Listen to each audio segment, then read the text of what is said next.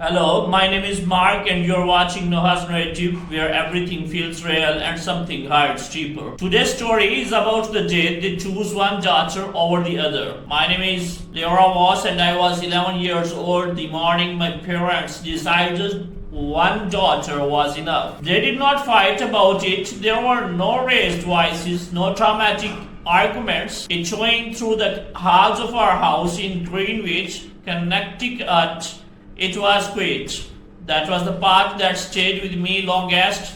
The silence of the decision being made about a child who was still sitting at the breakfast table, eating toast, completely unaware that her whole life was about to be folded up and put away. My father, Franklin Voss, was a man who measured everything. He measured success in trophies, measured intelligence in test scores, and measured people by how useful they were to the image he was building for our family. He wore pressed shirts even on Saturdays.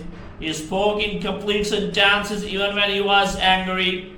He was the kind of man who never shouted because he believed calm delivery made cruelty more effective. My mother, Nadine, was softer in appearance but harder underneath. She wore her hair neatly, smiled at neighbors, and volunteered at school fundraisers. She loved us, I believe, in whatever small way she understood love to mean. But her version of love came with conditions so heavy they felt like stones tied to your ankles. My twin sister Celia was everything they had hoped for.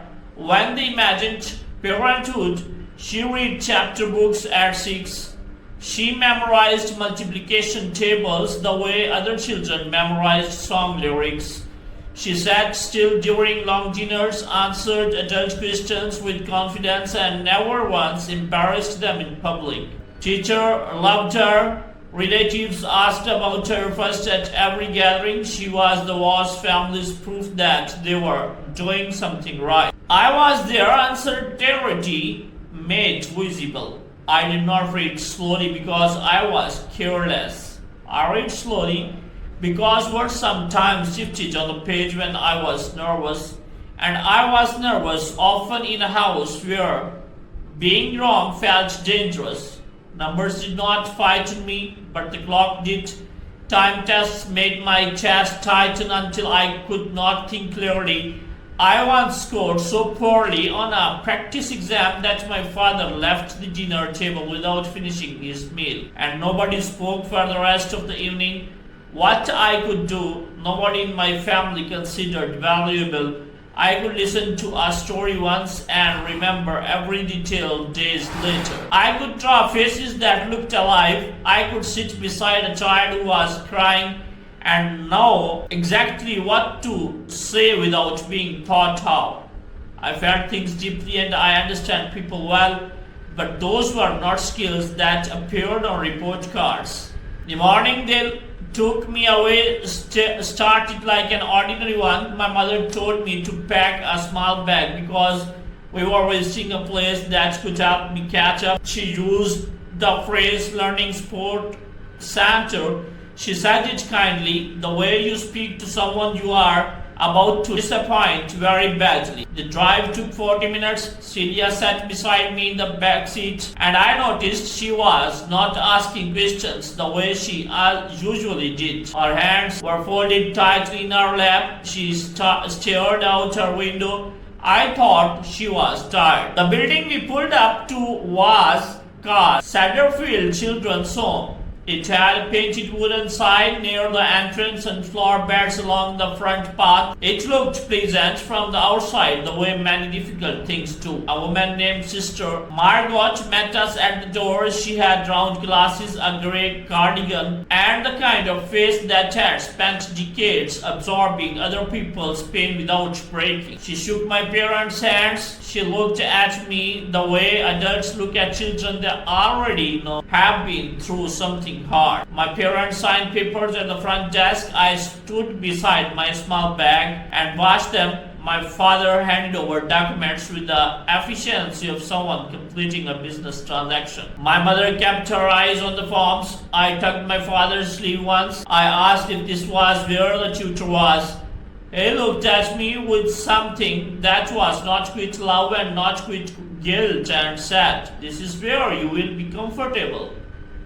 Comfortable, as if comfort was what an 11-year-old needed from her father in that moment. They walked back toward the car. I followed them to the door, and Sister Margaret placed a gentle hand on my shoulder. Through the glass, I could see Celia pressing her palm flat against the car window. Her face was wet, her eyes were locked on mine with an expression I will never stop seeing in my memory. She looked sorry. She looked like she had known and had not been able to stop it. My mother got into the passenger seat without turning around. My father started the engine. I watched the car until it disappeared around the corner of the street. Then I sat down on a bench in the front of hallway of Catterfield Children's Home and understood, in the way that children understand unbearable things, that no one was coming back.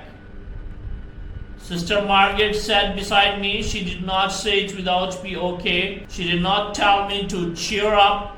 She simply placed a warm cup of tea on the bench beside me and said, "You are allowed to feel everything you are feeling right now." It was the most honest thing any adult had said to me in years. The woman she became without them the first month at Catterfield felt like living inside a fog. I walked every morning with a half second of peace before reality settled back onto my chest like something heavy and cold. I kept expecting to hear my mother's voice calling from downstairs or the sound of Celia practicing her reading at the desk beside mine. Instead, there was the soft creak of the old building, the distant sound of other children getting ready for the day, and the particular kind of the quiet that exists in places where too many people are pretending to be fine. Sister Margaret never pushed me to speak more than I was ready to.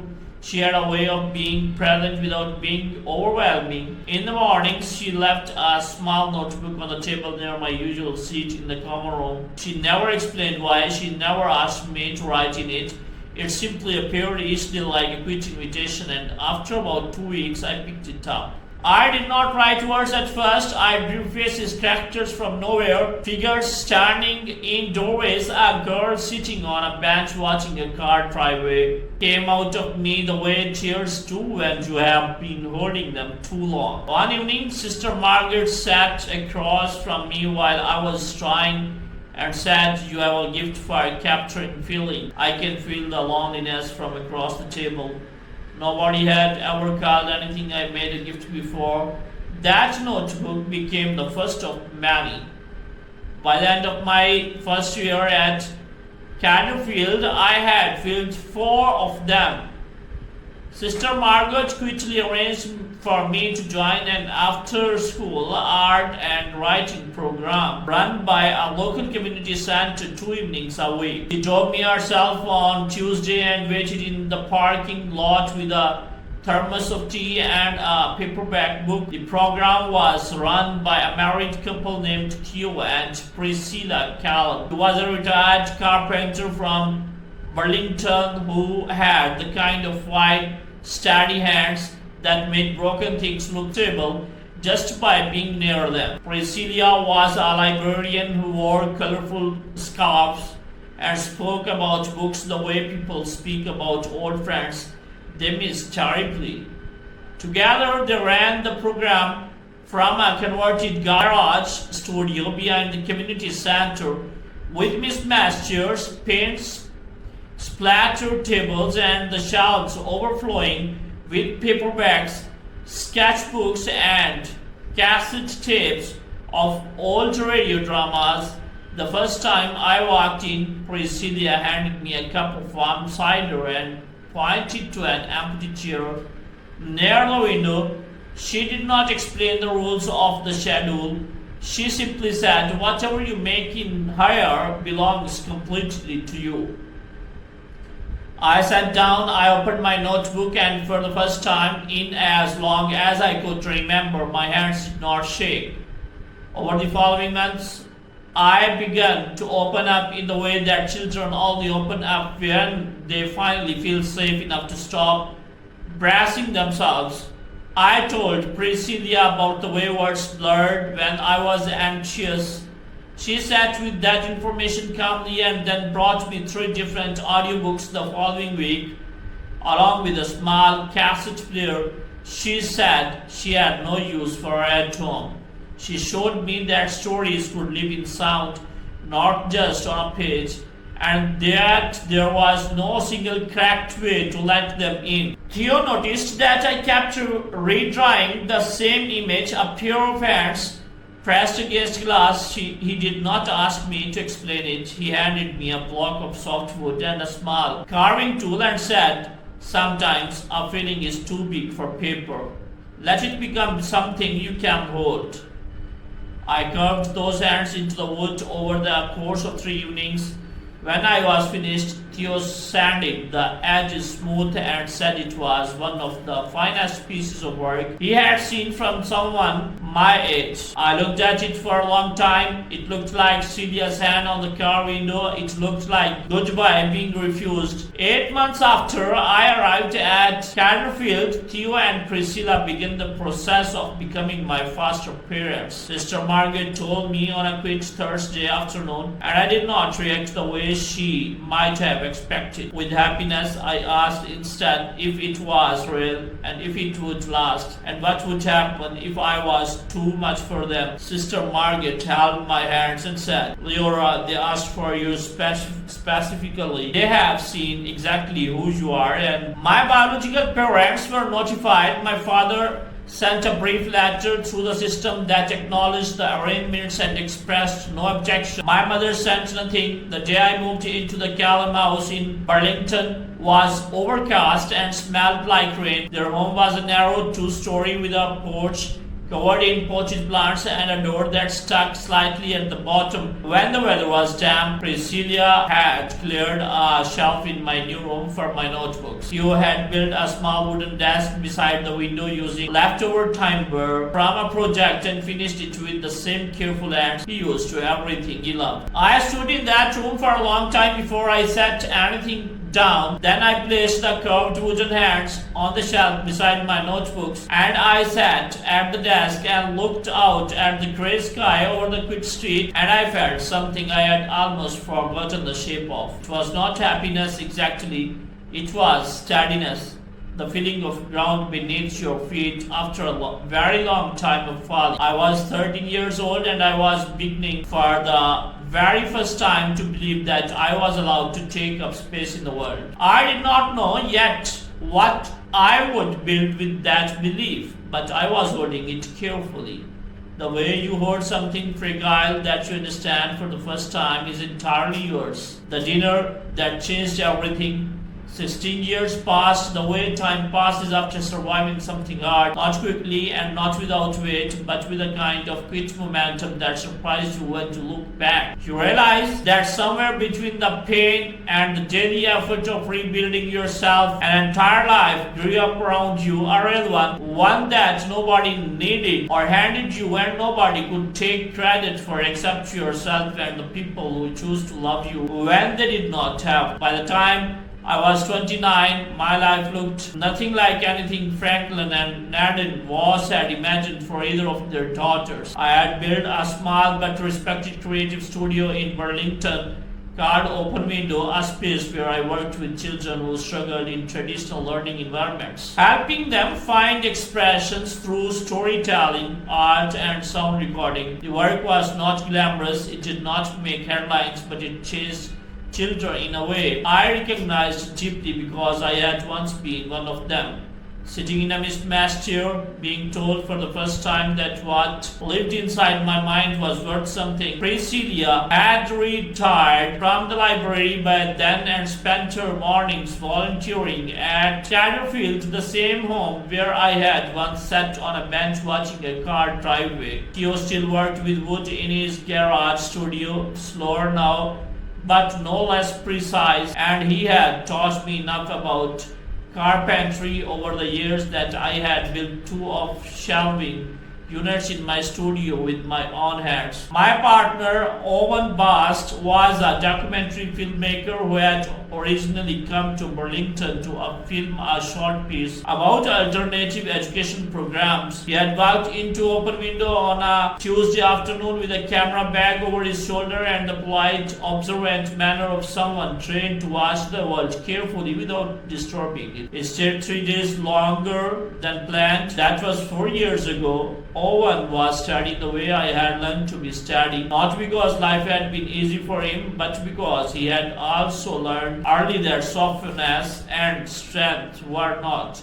opposites. He listened well. He made dinner on the nights when I came home too full of other people's emotions to cook. He understood without being told that some anniversaries were hard and some rooms needed to stay quiet. It was Owen who first told me about the television feature. Our recent documentary series had included a short segments and an open window as a part of larger episode about creative healing programs across New England. I had agreed to the interview without expecting much, but the segment resonated with people in a way I had not anticipated. It was shared widely. Letters came in from parents of struggling children, from adults who recognized their younger selves in what I described, from teachers who said they forwarded it to the school boards. For about 2 weeks, my face appeared on screens across the region under a headline that called me a quit revolutionary in childhood education. I did not feel revolutionary. I felt like someone who had simply refused to believe the worst things that about her. But Franklin and Nadine Voss saw the segment. The letter arrived on a Thursday morning, written on heavy cream stationery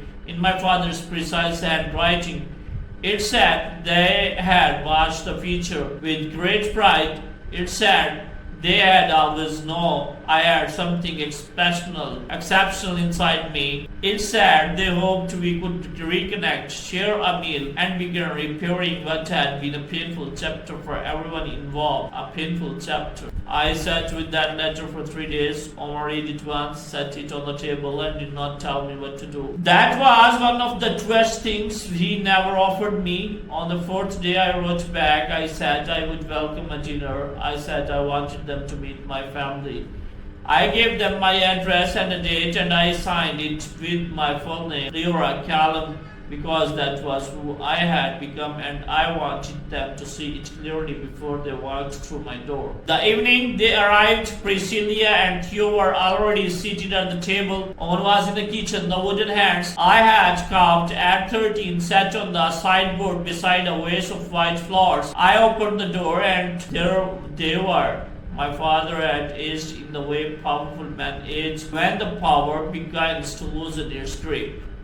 His hair was silver and his shoulders carried a stiffness that had not been there before. My mother was smaller than I remembered, or perhaps I was simply larger. She was dressed carefully, the way she always dressed for occasions she wanted to control. Her eyes moved quickly around the room before settling on my face, and in them I saw something complicated struggling to surface. They stepped inside, they smiled. My father extended his hand and said it was wonderful to see their thriving. Then they saw Theo and Priscilla. The smile did not disappear immediately. They shifted, rearranged themselves into something more uncertain. My father's eyes moved from Theo's carpenter hands to Priscilla's kind, watchful face, and then back to me.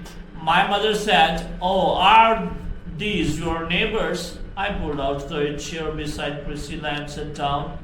"These are my parents," I said simply. The room held that sentence for a long moment. Theo reached across the covered my hand with ease. Priscilla poured water into glasses with the calm ease of someone entirely at home. Owen came from the kitchen carrying a dish and greeted my biological parents with genuine warmth because that was the kind of man he was. Franklin and Nadine sat down. The dinner was served. Conversation moved carefully at first, then more honestly as the evening wore on. My father attempted once to speak about the past in terms of difficult decisions and limited options. I let him finish. Then I told him, without anger and without tears, exactly what those years had felt like for an 11-year-old girl watching a car disappear around a corner. My mother pressed her napkin to her mouth, her eyes filled. I did not comfort her, but I did not harden against her either. I simply let the truth sit in the room the way truth deserves to sit, without decoration and without apology at the end of the evening. As my biological parents stood at the door preparing to leave, my father looked at Hugh and Priscilla with an expression I had never seen on his face before. It was not with shame, it was something closer to understanding arriving far too late. He said to Theo, "You raised a remarkable woman." Theo nodded once and said she raised herself. We just made sure she had enough light. I stood on the porch and watched them walk to their car. This time I was not a child pressing against glass. I was standing in the doorway of a home that was mine, full of people who had chosen me freely, holding a life I had built from everything they had underestimated. The car pulled away. I went back inside, close to the door, and sat down at the table with my family. And for the first time in a very long time, the leaving did not hurt at all. So this is the story which was so close to my heart, which was so touchable to the heart of the family where these things included. So please subscribe this channel. This channel is for you. Subscribe Noah's channel. This is the family channel, and where every emotional things related and emotionally attached with us. Thank you so much.